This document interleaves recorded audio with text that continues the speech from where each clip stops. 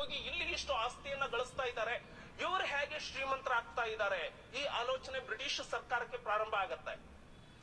ಅವಾಗ ಭಾರತವನ್ನ ಬ್ರಿಟಿಷ್ ಸರ್ಕಾರ ಮಾರುಕಟ್ಟೆಯನ್ನ ಲೀಸ್ಗೆ ಕೊಡತ್ತೆ. ಅದು ಈಸ್ಟ್ ಇಂಡಿಯಾ ಕಂಪನಿಗೆ 1765ರಲ್ಲಿ ಬ್ರಿಟಿಷ್ ಸರ್ಕಾರ ಈಸ್ಟ್ ಇಂಡಿಯಾ ಕಂಪನಿಗೆ ಭಾರತವನ್ನ ನೀನು ವ್ಯಾಪಾರ ಮಾಡ್ಕೊಂತ ಲೀಸ್ ಕೊಡತ್ತೆ. ಆ ಪರ್ಮಿಷನ್ ಕೊಡುವಾಗ ಅವರಿಗೆ ಕೆಲವೊಂದು ಪ್ರಾವಿಷನ್ಸ್ ಅನ್ನ ಕೊಡ್ತಾರೆ. ಅದರಲ್ಲಿ ಒಂದು ಪ್ರಾವಿಷನ್, ವ್ಯಾಪಾರವನ್ನ ಸರಳೀಕರಣಗೊಳಿಸಿಕೊಳ್ಳಿಕ್ಕಾಗಿ ಸೈನ್ಯವನ್ನು ಕೂಡ ಈಸ್ಟ್ ಇಂಡಿಯಾ ಕಂಪನಿ ಇಟ್ಕೊಳ್ಬಹುದು ಅಂತ. ಆ ನಂತರದಲ್ಲಿ ಸೈನ್ಯವನ್ನ ಇವರು ಇಟ್ಕೊಳ್ತಾರೆ. ನಮ್ಮ ಭಾರತದ ರಾಜರನ್ನ ಮಾನುಪುಲೇಟ್ ಮಾಡ್ಲಿಕ್ಕೆ ನೋಡ್ತಾರೆ. ಕೆಲವರ ಮಧ್ಯದಲ್ಲಿ ಜಗಳವನ್ನ ಹಚ್ತಾರೆ. ಆ ನಂತರದಲ್ಲಿ ಬಹಳಷ್ಟು ರೆಗ್ಯುಲೇಟಿಂಗ್ ಆಕ್ಟ್ಗಳು ಬರ್ತವೆ. ಈಸ್ಟ್ ಇಂಡಿಯಾ ಕಂಪನಿ ಇಷ್ಟೊಂದು ಡಾಮಿನೆಂಟ್ ಆಗಿ ಹೋಗುತ್ತೆ, ಸಿಪಾಯಿ ದಂಗೆ ಆಗತ್ತೆ 1857ರಲ್ಲಿ. ಬ್ರಿಟಿಷ್ ಸರ್ಕಾರ ಈ ಅವಕಾಶವನ್ನ ಕಾಯ್ತಾ ಇರುತ್ತೆ. ಅವಾಗ ಏನು ಈಸ್ಟ್ ಇಂಡಿಯಾ ಕಂಪನಿಯವರು ಇಷ್ಟೊಂದು ಹಣ ಲೂಟಿ ಮಾಡ್ತಾ ಇದ್ದಾರೆ ಅಂದ್ರೆ ಅಲ್ಲಿ ಎಷ್ಟು ಹಣ ಇರಬಹುದು, ಭಾರತವನ್ನ ಇವರು ಯಾವ ರೀತಿ ಎಕ್ಸ್ಪ್ಲಾಯ್ಟ್ ಮಾಡ್ತಿರಬಹುದು ಅಂತ ಹೇಳಿ ಯಾವಾಗ ಸಿಪಾಯಿ ದಂಗೆ ಆಯ್ತು, ಅವಾಗ ಈಸ್ಟ್ ಇಂಡಿಯಾ ಕಂಪನಿಯ ಅಧಿಕಾರವನ್ನ ಕಿತ್ಕೊಂಡು ಬ್ರಿಟಿಷ್ ಸರ್ಕಾರ ನೇರವಾಗಿ ಆಡಳಿತವನ್ನ ಹೇರತ್ತೆ. ಇದನ್ನ ಇಂಡಿಯಾ ಆಕ್ಟ್ 1858. ಅಲ್ಲಿಂದ 1909 ಪಾರ್ಲಿಮೆಂಟು, 1919 ಮಾಂಟೆಗು ಚಲ್ಮ್ಸ್ಫೋರ್ಡ್ ರಿಪೋರ್ಟ್, ಆ ನಂತರದಲ್ಲಿ ರೌಂಡ್ ಟೇಬಲ್ ಕಾನ್ಫರೆನ್ಸ್ಗಳು ಆಗ್ತವೆ. ಇಂಡಿಯಾ ಆಕ್ಟ್ 1935 ಬರುತ್ತೆ. ರಾಜೀವ್, ಅದರ ಮಧ್ಯದಲ್ಲಿ ಇಂಡಿಯನ್ ಕೌನ್ಸಿಲ್ ಆಕ್ಟ್ 1861 ಬರುತ್ತೆ. ಅದಾದ ನಂತರ 1892 ಒಳಗೆ ಮತ್ತು 1909 ಒಳಗೆ ಗವರ್ಮೆಂಟ್ ಆಫ್ ಇಂಡಿಯಾ ಆಕ್ಟ್ಸ್ 1919, 1935 ಹೀಗೆ ಮತ್ತೆ ಮುಂದೆ ಹೋಗುತ್ತೆ. ಗೊತ್ತಿರೋದೇ ಇದೆಲ್ಲ ದಾಖಲೆಯಲ್ಲಿ ಇರೋದು. ಸಭಾಧ್ಯಕ್ಷರೇ, ನಿಮ್ಮ ಆಸಕ್ತಿಯನ್ನ ನಾನು ಗೌರವಿಸ್ತೇನೆ. ಸಭಾಧ್ಯಕ್ಷ, ಒಂದು ವಿನಂತಿ ಏನು ಅಂದ್ರೆ, ನಾವು ಬ್ರಿಟಿಷರು ಬರೆದ ಇತಿಹಾಸ ಓದಿ ಅದನ್ನ ಸಿಪಾಯಿದಾಗಿ ಅಂತ ಹೇಳ್ತಾ ಇದೀವಿ. ವೀರ್ ಸಾವರ್ಕರ್ ಅದನ್ನ ಮೊದಲ ಸ್ವತಂತ್ರ ಸಂಗ್ರಾಮ ಅಂತ ಕರೆದ್ರು. ನಾವು ಭಾರತೀಯರು ನೋಡೋ ದೃಷ್ಟಿಕೋನ ಬ್ರಿಟಿಷರ ದೃಷ್ಟಿಕೋನದಲ್ಲಿ ನಮ್ಮ ಇತಿಹಾಸ ನೋಡೋದಲ್ಲ, ಭಾರತೀಯರ ದೃಷ್ಟಿಕೋನದಲ್ಲಿ ನೋಡ್ಬೇಕು. ಅದು ನಮ್ಮೆಲ್ಲರಿಗೂ ಒಂದು ಹೆಮ್ಮೆ ತರುವಂತ ಭಾರತ ಮೊದಲ ಸ್ವತಂತ್ರ ಸಂಗ್ರಾಮವಾಗಿ ಅದನ್ನು ನಾವು ಚಿತ್ರಿಸಬೇಕಾದ ಅವಶ್ಯಕತೆ ಇದೆ. ಮತ್ತು ಮೊದಲ ಸ್ವತಂತ್ರ ಸಂಗ್ರಾಮವೂ ಸರಿ. ರಾಜೀವ್ ಅಧ್ಯಕ್ಷರೇ, ನೀವು ನಿಮ್ಮ ಆಸಕ್ತಿ ಮತ್ತೆ ಉತ್ಸಾಹವನ್ನ ಗೌರವಿಸ್ತೇನೆ. ನೀವು ಟೈಮ್ ಕೊಟ್ರೆ ರೆಗ್ಯುಲೇಟಿಂಗ್ ಆಕ್ಟ್ 1773 ಇಂದಾನು ಇದೀನಿ ನಾನು. ಸಮಯವನ್ನ ಕಡಿಮೆ ಮಾಡೋಣ ಅಂತ ಹೇಳಿ ಇಲ್ಲಿಗೆ ಬಂದೆ. ಅವಾಗ ಸನ್ಮಾನ್ಯ HK ಪಾಟೀಲ್ರು ಹೇಳ್ತಾರಲ್ಲ, ಸೈಮನ್ ಕಮಿಟಿ ಬರುತ್ತೆ, Indians and dogs are not allowed ಅನ್ನೋ ರೀತಿಯಲ್ಲಿ ಬಂದಿತ್ತು. ಹೋಟೆಲ್ಗಳಲ್ಲಿ ಭಾರತದಲ್ಲಿ ಬ್ರಿಟಿಷರು ಹೋಟೆಲ್ ಅನ್ನ ಹಾಕೊಳ್ತಿದ್ರು, Indians and dogs are not allowed. Simon committee ಬಂದಾಗ ಹೇಳ್ತಾರೆ, ಭಾರತದಲ್ಲಿ ಇವರಿಗೆ ಇವರದೇ ಆದಂತಹ ಒಂದು ಸಂವಿಧಾನ ಬರ್ಕೊಳ್ಳುವಂತಹ ಯೋಗ್ಯತೆ ಇಲ್ಲ ಅಂತ ಹೇಳಿ ಹೇಳ್ತಾರೆ. ಆ ಸಂದರ್ಭದಲ್ಲಿನೇ ನಾವು ಬರೀಬಹುದು ಅಂತ ಹೇಳಿ MN ರಾವ್ ಅವರು 1934ನಲ್ಲಿ the constitution of free India ಅಂತ ಹೇಳಿ ಮೊದಲು ಕೊಡ್ತಾರೆ. ಆ ನಂತರದಲ್ಲಿ Lahore MN Roy, Manavendranath Rai, he was the first communist international. Yes. MN Roy ಅವರು ಕಮ್ಯುನಿಸ್ಟ್ ಪಾರ್ಟಿಗೆ ಸೇರಿದವರು. ಮೊದಲು ಕಾನ್ಸ್ಟಿಟ್ಯೂಷನ್ ಅನ್ನ ಇದು ಕೊಡ್ತಾರೆ. ಆ ನಂತರದಲ್ಲಿ ಇದು ಮತ್ತೆ ಬೇರೆ ಕಡೆ ಚರ್ಚೆ ಹೋಗಬಾರ್ದು ಅಂತ ನಾನು ಡೀಪಿಗೆ ಹೋಗ್ತಾ ಇಲ್ಲ. ಅವಾಗ ಭಾರತ ರಾಷ್ಟ್ರೀಯ ಕಾಂಗ್ರೆಸ್ ನಲ್ಲಿ ಚರ್ಚೆ ಆಗತ್ತೆ, ಕಮ್ಯುನಿಸ್ಟ್ ಪಾರ್ಟಿಯವರು ಫಸ್ಟ್ ಕಾನ್ಸ್ಟಿಟ್ಯೂಷನ್ ಇದ್ ಮಾಡಿದ್ರು, ನಮ್ಮದು ಏನು ಅಂತ. ಆ ನಂತರದಲ್ಲಿ ಲಾಹೋರ್ ಒಪ್ಪಂದ ಇದೆಲ್ಲ ಆಗತ್ತೆ. ಸನ್ಮಾನ್ಯ ಸಭಾಧ್ಯಕ್ಷರೇ, ಸೆಕೆಂಡ್ ವರ್ಲ್ಡ್ ವಾರ್ 1939ನಲ್ಲಿ ಪ್ರಾರಂಭ ಆಗಿ 1945ಗೆ ಬರುತ್ತೆ. Churchill was the prime minister. Clement Attlee ಬಹಳ ದೊಡ್ಡ ಹೋರಾಟವನ್ನ ಅಲ್ಲಿ ಮಾಡ್ತಾರೆ ರಿಪಬ್ಲಿಕನ್ ಪಾರ್ಟಿಯಿಂದ. ಚರ್ಚಿಲ್ಲಿನ ವಿದೇಶಾಂಗ ನೀತಿಯಿಂದಾಗಿ ಇವತ್ತು ನಮ್ಮ ಅರ್ಥವ್ಯವಸ್ಥೆ ಕುಸಿದು ಹೋಗ್ತಾ ಇದೆ. ಹಾಗಾಗಿ ಚರ್ಚಿಲ್ನ ವಿದೇಶಾಂಗ ನೀತಿ ಇಲ್ಲ. ಅಲ್ಲದೆ ನಾನು ಅಧಿಕಾರಕ್ಕೆ ಬಂದ್ರೆ ಈ ಕಲೋನಿಯಲ್ ಸ್ಟೇಟ್ಗಳಿಗೆ, ವಸಾಹತುಗಳಿಗೆ ಸ್ವಾತಂತ್ರ್ಯ ಕೊಡ್ತೀನಿ ಅಂತ ಹೇಳಿ ಅವರ ಎಲೆಕ್ಷನ್ ಅಜೆಂಡಾ ಇರುತ್ತೆ. ಇಲ್ಲಿ ಕ್ರಾಂತಿಕಾರಿಗಳ ಹೋರಾಟ ಆಗತ್ತೆ, ಎಲ್ಲದೂ ಆಗತ್ತೆ. 1945ನಲ್ಲಿ ಎರಡನೇ ಮಹಾಯುದ್ಧ ಕ್ಲೋಸ್ ಆಗತ್ತೆ. ಅಲ್ಲಿ ಚುನಾವಣೆ ಆಗತ್ತೆ. ಕ್ಲೆಮೆಂಟ್ ಆಟ್ಲೆ ಅವರು ಅಧಿಕಾರಕ್ಕೆ ಬರ್ತಾರೆ. ಕ್ಲೆಮೆಂಟ್ ಆಟ್ಲೆ ಅಧಿಕಾರಕ್ಕೆ ಬಂದ ಮೇಲೆ ಕ್ಯಾಬಿನೆಟ್ ಕಮಿಟಿಯನ್ನ ನಮ್ಮ ಭಾರತಕ್ಕೆ ಕಳಿಸ್ತಾರೆ 1946 ಅಲ್ಲಿ. In the month of subject to correction, May month ಅಲ್ಲಿ ನಲ್ಲಿ 1946 ಮೇ ನಲ್ಲಿ ಕ್ಯಾಬಿನೆಟ್ ಕಮಿಟಿ ಬರುತ್ತೆ. ಕ್ಯಾಬಿನೆಟ್ ಕಮಿಟಿಗೆ 2 ಅಜೆಂಡಾಗಳು ಇರ್ತವೆ. ಏನು?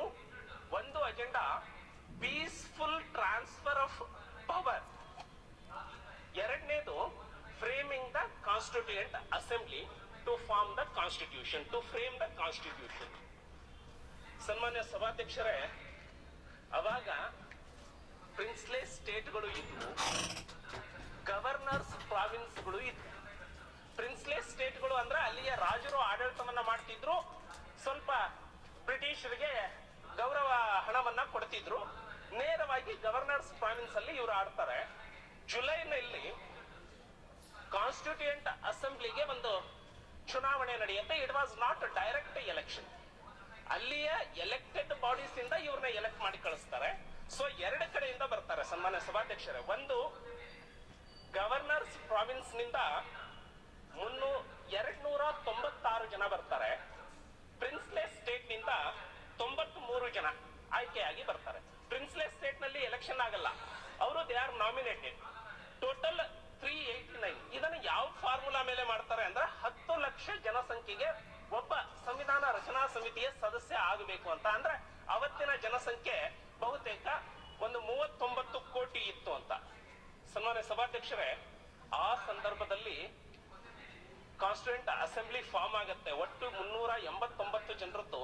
ಅವತ್ತು ಭಾರತ ಅಂದ್ರೆ ಇವತ್ತಿನ ಬಾಂಗ್ಲಾದೇಶ, ಇವತ್ತಿನ ಭಾರತ ಮತ್ತು ಇವತ್ತಿನ ಪಾಕಿಸ್ತಾನ, ಇಷ್ಟು ಭೂಪ್ರದೇಶಕ್ಕೆ ಕಾನ್ಸ್ಟಿಟ್ಯೂಯೆಂಟ್ ಅಸೆಂಬ್ಲಿ ಫಾರ್ಮ್ ಆಗುತ್ತೆ. ಸನ್ಮಾನ್ಯ ಸಭಾಧ್ಯಕ್ಷರೇ, ಒಟ್ಟು 11 ಗವರ್ನರ್ಸ್ ಪ್ರಾವಿನ್ಸ್ಗಳು ಇದ್ವು. ಸನ್ಮಾನ್ಯ ಸಭಾಧ್ಯಕ್ಷರೇ, ಅವತ್ತಿನ ದಿನ ಕರ್ನಾಟಕವನ್ನು ಕೂಡ ಪ್ರತಿನಿಧಿಸುವಂತವರು ಅಲ್ಲಿ ಹೋಗಿದ್ದಾರೆ. ಅದನ್ನ ತಾವು ಭಾಷಣದಲ್ಲಿ ಹೇಳ್ತೀರಿ. ಇದೆಲ್ಲ ಆದ್ಮೇಲೆ ನಾವು ನೆನಪಿಡಬೇಕಾದ ದಿನ ಡಿಸೆಂಬರ್ 9, 1946. ಇವತ್ತಿನ ಪಾರ್ಲಿಮೆಂಟಿನ ಸೆಂಟ್ರಲ್ ಹಾಲ್ ನಲ್ಲಿ ಕಾನ್ಸ್ಟಿಟ್ಯೂಯೆಂಟ್ ಅಸೆಂಬ್ಲಿ ಮೊದಲ ಬಾರಿ ಸಭೆ ಸೇರುತ್ತೆ. 211 ಜನ ಭಾಗವಹಿಸ್ತಾರೆ. ಸೊ ಒಟ್ಟಾರೆ ಆಯ್ಕೆ ಆಗಿದ್ದು 389 ಜನ. ಅಲ್ಲಿ ಬಂದಿದ್ದು ಮಾತ್ರ 211 ಮಾತ್ರ. ಯಾಕೆ ಅಂದ್ರೆ ಮುಸ್ಲಿಂ ಲೀಗ್ ಅದರಲ್ಲಿ ಭಾಗವಹಿಸೋದಿಲ್ಲ. ಮತ್ತೆ ಪ್ರೊವಿನ್ಸಸ್ ಇಂದ ಏನು ರಾಜರುಗಳು ಇರ್ತಾರೆ, ಆ ಪ್ರಿನ್ಸ್ಲೆ ಸ್ಟೇಟ್ ನಿಂದ ಅವರು ಕೂಡ ಭಾಗವಹಿಸೋದಿಲ್ಲ. 211 ಜನ ಸೇರಿ ಸಚ್ಚಿದಾನಂದ ಸಿನ್ಹಾ ಅವರನ್ನ ತಾತ್ಕಾಲಿಕ ಅಧ್ಯಕ್ಷರನ್ನಾಗಿ ಮಾಡ್ತಾರೆ. ಸನ್ಮಾನ್ಯ ಸಭಾಧ್ಯಕ್ಷರೇ, ನಾನು ಕಾನ್ಸ್ಟಿಟ್ಯೂಂಟ್ ಅಸೆಂಬ್ಲಿಯ ಡಿಬೇಟ್ ಅನ್ನು ಓದ್ತಾ ಇರುವಾಗ ಅವತ್ತು 3 ದೇಶಗಳು ನಮಗೆ ಶುಭಾಶಯ ಕೋರ್ತವೆ. ಅಮೆರಿಕ, ಚೀನಾ ಮತ್ತೆ ಆಸ್ಟ್ರೇಲಿಯಾ. ಸಚ್ಚಿದಾನಂದ ಸಿನ್ಹಾ ಅವರಿಗೆ ಶುಭಾಶಯವನ್ನ ಕೋರ್ತವೆ. ಆ ಶುಭಾಶಯ ಏನಂತ ಕೋರಿದ್ದಾರೆ ಅಂತ ಹೇಳಿ ಈ ಸದನಕ್ಕೆ ನಮಗೆ ಗೊತ್ತಿರಬೇಕು, ಈ ರಾಜ್ಯಕ್ಕೆ ಗೊತ್ತಿರಬೇಕು. ಸನ್ಮಾನ್ಯ ಸಭಾಧ್ಯಕ್ಷರೇ,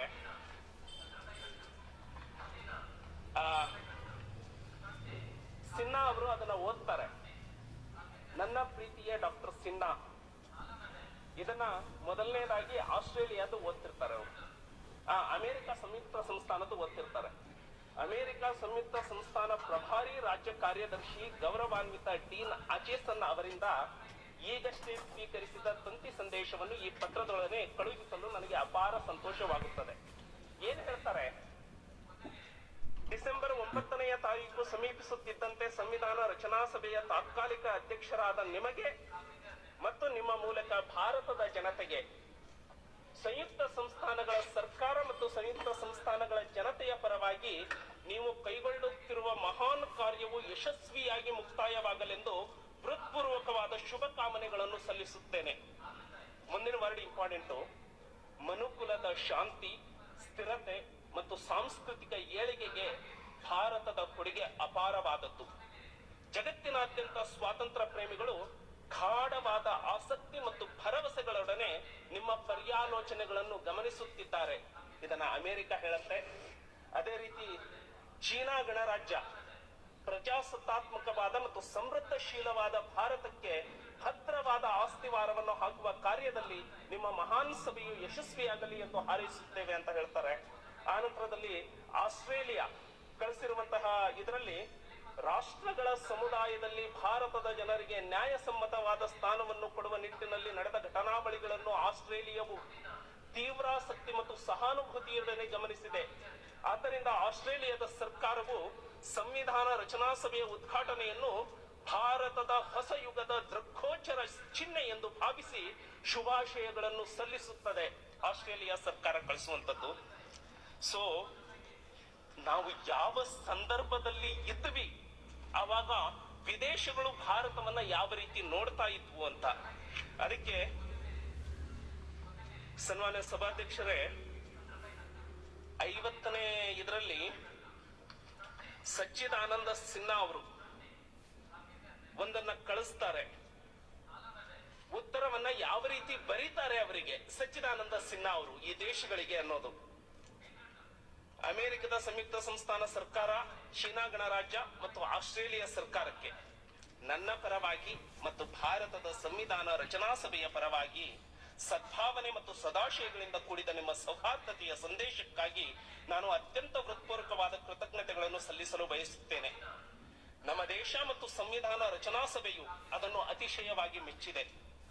ಸಂಯುಕ್ತ ಸಂಸ್ಥಾನಗಳು, ಚೀನಾ ಮತ್ತು ಆಸ್ಟ್ರೇಲಿಯಾದ ಸರ್ಕಾರಗಳು ಮತ್ತು ಜನತೆ ಸಂದರ್ಭಾನುಸಾರ ಗಾಢವಾಗಿ ಮತ್ತು ಸಹಾನುಭೂತಿಯಿಂದ ಕೂಡಿದ ಆಸಕ್ತಿಯಿಂದ ನಮ್ಮ ನಡವಳಿಗಳನ್ನು ಗಮನಿಸುತ್ತಿವೆ ಎನ್ನುವುದನ್ನು ಪರಿಭಾವಿಸುವುದೇ ನಮಗೆ ಅಪಾರವಾದ ಪ್ರೋತ್ಸಾಹದ ಆಕರವಾಗಿದೆ. ಅವರ ಸಹಾನುಭೂತಿಯು ಭಾರತದ ಪ್ರಜಾಸತ್ತಾತ್ಮಕ ಸಂವಿಧಾನವನ್ನು ರೂಪಿಸುವಲ್ಲಿ ನಮಗೆ ಸಹಾಯಕವಾಗಿರುತ್ತದೆ ಎಂದು ನಾವು ಖಂಡಿತವಾಗಿ ನಂಬುತ್ತೇವೆ. ಇದನ್ನ ಸಚ್ಚಿದಾನಂದ ಸಿನ್ಹಾ ಅವರು ಉತ್ತರ ಕೊಡ್ತಾರೆ. ಈ ರೀತಿ ಪ್ರಾರಂಭ ಆದ ಈ ಸಂವಿಧಾನದ ಆಶಯ, ಆಶೋತ್ತರ ಯಾವ ರೀತಿ ಇದೆ? ಸನ್ಮಾನ್ಯ ಸಭಾಧ್ಯಕ್ಷರೇ, ಸಂವಿಧಾನ 3 ಭಾಗಗಳನ್ನ ಹೊಂದಿದೆ. ಒಂದು ಪ್ರಿಯಾಂಬಲ್, ಇನ್ನೊಂದು ಪಾರ್ಟ್ಸ್ ಆಫ್ ದಿ ಕಾನ್ಸ್ಟಿಟ್ಯೂಷನ್, ಅದರಲ್ಲಿ ಆರ್ಟಿಕಲ್ಸ್ ಬರ್ತವೆ. ಇನ್ನೊಂದು ಶೆಡ್ಯೂಲ್ ಇದೆ. ಇಲ್ಲಿಯವರೆಗೆ ಬಹುತೇಕ 100ಕ್ಕಿಂತ ಹೆಚ್ಚು ಅಮೆಂಡ್ಮೆಂಟ್ಗಳನ್ನ ಹಾಕಿದ್ರೂ ಕೂಡ 70 ವರ್ಷ ಆದ್ರೂ ಭಾರತದ ಸಂವಿಧಾನ ಪರ್ವತದ ರೀತಿ ನಿಂತಿದೆ ಅನ್ನೋದನ್ನ ನಾವು ಗಮನಿಸಬೇಕು. ಸನ್ಮಾನ್ಯ ಸಭಾಧ್ಯಕ್ಷರೇ, ಫಂಡಮೆಂಟಲ್ ರೈಟ್ಸ್, ಈ ಸಂವಿಧಾನವನ್ನ ರಚನೆ ಮಾಡುವಾಗ 2 ವರ್ಷ 11 ತಿಂಗಳು 18 ದಿನಗಳು ಮಾಡ್ತಾರೆ. 2 ವರ್ಷ 11 ತಿಂಗಳು 18 ದಿನ ಮಾಡುವಂತಹ ಈ ಮಹಾನ್ ಕಾರ್ಯದಲ್ಲಿ ಎಂತಹ ಆಲೋಚನೆಗಳು ಬಂದವು? ಸನ್ಮಾನ್ಯ ಸಭಾಧ್ಯಕ್ಷರೇ, ಫ್ರೀಡಮ್ ಫಂಡಮೆಂಟಲ್ ರೈಟ್ ಅಲ್ಲಿ ಆರ್ಟಿಕಲ್ 19 ಬಗ್ಗೆ, ಫ್ರೀಡಮ್ ಬಗ್ಗೆ ಮಾತನಾಡ್ತೇವೆ. ಡಾಕ್ಟರ್ ಬಾಬಾ ಸಾಹೇಬ್ ಅಂಬೇಡ್ಕರ್ ಅವರು ಆರ್ಟಿಕಲ್ 19 ಅನ್ನ ಹೇಳ್ತಾರೆ ಕಾನ್ಸ್ಟಿಟ್ಯೂಂಟ್ ಅಸೆಂಬ್ಲಿಯಲ್ಲಿ. ಈ ದೇಶದಲ್ಲಿ ಹುಟ್ಟಿದ ಪ್ರತಿಯೊಬ್ಬ ವ್ಯಕ್ತಿಗೆ ಆರ್ಟಿಕಲ್ 19 ಸಬ್ ಕ್ಲಾಸ್ 1 ಹೇಳ್ತಾರೆ, ಮಾತನಾಡುವ ಹಕ್ಕನ್ನ ಕೊಡ್ತವೆ, ಸಂಘ ಮಾಡಿಕೊಳ್ಳುವಂತಹ ಹಕ್ಕನ್ನ ಕೊಡ್ತವೆ, ಈ ಭಾರತ ದೇಶದ ಪೂರ್ಣ ಭಾಗಕ್ಕೆ ಪ್ರವಾಸ ಮಾಡುವಂತಹ ಹಕ್ಕನ್ನ ಕೊಡ್ತವೆ, ಅವರಿಗೆ ಇಷ್ಟ ಬಂದಂತಹ ಹುದ್ದೆಯನ್ನ ಮಾಡುವಂತಹ ಹಕ್ಕನ್ನ ಕೊಡ್ತವೆ, ಪ್ರಾಪರ್ಟಿ ರೈಟ್ ಅನ್ನ ಕೊಡ್ತಾರೆ, ಆಮೇಲೆ ತೆಗೆದು ಹಾಕ್ತಾರೆ. ಈ ರೀತಿ ಕೊಡ್ತಾರೆ. ಆರ್ಟಿಕಲ್ 19 ಸಬ್ ಕ್ಲಾಸ್ 2, 3, 4, 5, 6 ರಿಸ್ಟ್ರಿಕ್ಷನ್ಸ್ ಹೇಳ್ತವೆ. ಸಟಿಯೇ ಲಾರಿ ಅಂತ ಹೇಳಿ ಅಂಬೇಡ್ಕರ್ ಅವರಿಗೆ ಪ್ರಶ್ನೆ ಮಾಡ್ತಾರೆ, ಅಲ್ಲಪ್ಪ ಬಾಬಾ ಸಾಹೇಬ್ ಅಂಬೇಡ್ಕರ್, ಇದರ ಹೆಸರಿಟ್ಟಿದೆಯಾ ರೈಟ್ ಆಫ್ ಫ್ರೀಡಮ್ ಅಂತ? ಇಲ್ಲಿ ಫ್ರೀಡಮ್ ಎಲ್ಲಿದೆ? ಆರ್ಟಿಕಲ್ 19 ಸಬ್ ಕ್ಲಾಸ್ 1 ಮಾತ್ರ ಫ್ರೀಡಮ್ ಕೊಟ್ಟಿದೆಯಾ? 2, 3, 4, 5, 6 ನಲ್ಲಿ ರೆಸ್ಟ್ರಿಕ್ಷನ್ಸ್ ಇದಾವೆ. ಇದರಲ್ಲಿ ಫ್ರೀಡಮ್ ಎಲ್ಲಿದೆ ಅಂತ. ಅವಾಗ ಡಾಕ್ಟರ್ ಬಾಬಾ ಸಾಹೇಬ್ ಅಂಬೇಡ್ಕರ್ ಅವರು ಉತ್ತರ ಕೊಡ್ತಾ ಹೇಳ್ತಾರೆ, ಎಸ್, ನಾನು ಮಾತನಾಡೋ ಹಕ್ಕು, ಸಂಘ ಸೇರುವಂತಹ ಹಕ್ಕು, ಪ್ರವಾಸ ಮಾಡುವಂತಹ ಹಕ್ಕನ್ನ ಕೊಡ್ತಾನೆ, ಆದ್ರೆ ರಿಸ್ಟ್ರಿಕ್ಷನ್ಸ್ ಹಾಕಿದ್ದೇನೆ. ಯಾಕೆ ಗೊತ್ತಾ? ಈ ದೇಶದಲ್ಲಿ ಇರುವಂತಹ ಪ್ರತಿಯೊಬ್ಬ ವ್ಯಕ್ತಿಗೆ ಫ್ರೀಡಮ್ ಬೇಕು ಅಂದ್ರೆ ಅವನ ಫ್ರೀಡಮ್ ಅನ್ನ ಕಿತ್ಕೊಳ್ಳಾರದಂತೆ ಇಡೀ ವ್ಯವಸ್ಥೆಗೆ ನಾನು ರಿಸ್ಟ್ರಿಕ್ಷನ್ ಹಾಕ್ತಾ ಇದ್ದೇನೆ. ಆ ಮೂಲಕ 39 ಕೋಟಿ ಜನರಿಗೂ ಕೂಡ ನಾನು ಸ್ವಾತಂತ್ರ್ಯವನ್ನ ಕೊಡ್ತೇನೆ ಅಂತ ಹೇಳ್ತಾರೆ ಡಾಕ್ಟರ್ ಬಾಬಾ ಸಾಹೇಬ್ ಅಂಬೇಡ್ಕರ್ ಅವರು. ಸನ್ಮಾನ್ಯ ಸಭಾಧ್ಯಕ್ಷರೇ, ಇಂತಹ ಫಂಡಮೆಂಟಲ್ ರೈಟ್ಸ್ ಇದಾವೆ, directive principles of state policy ಇದಾವೆ. ಬೇರುಬಾರಿ ಕೇಸ್ ನಲ್ಲಿ ಸುಪ್ರೀಂ ಕೋರ್ಟ್ ಹೇಳುತ್ತೆ, preamble is not a part of integral part of the constitution ಅಂತ ಹೇಳಿ. ನಂತರ ಮಿನರ್ವಾ ಮಿಲ್ಸ್ ಕೇಸ್ ನಲ್ಲಿ, ಕೇಶವಾನಂದ ಭಾರತಿ ಕೇಸಲ್ಲಿ, it is the part, integral part of the constitution, you cannot amend basic feature of the Indian constitution ಅಂತ. ಇಂತಹ ಅದ್ಭುತವಾದಂತಹ ಈ ಸಂವಿಧಾನ